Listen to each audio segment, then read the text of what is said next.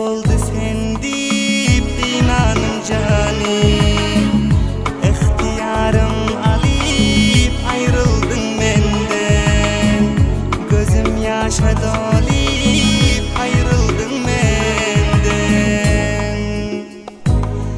Yollapsın uyanı mimri versin deyip, vermedim uyana özü gelsin deyip.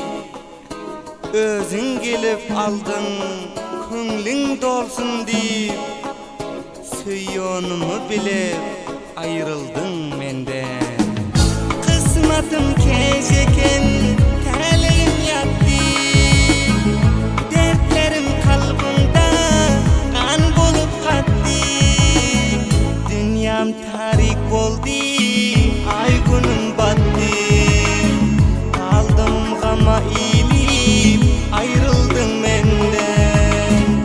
Gözüm yaşa dolip ayrıldın menden.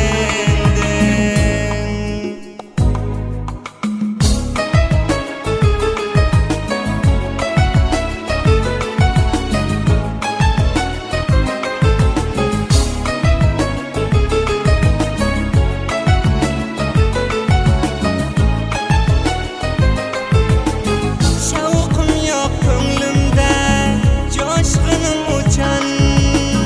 Ol hoşluk davranlar başımdan geçen. Gözümün nemleri kepmez hiç kaçan. Yaşamazın gülüp ayrıldın menden. Gözüm yaşa dolip ayrıldın menden.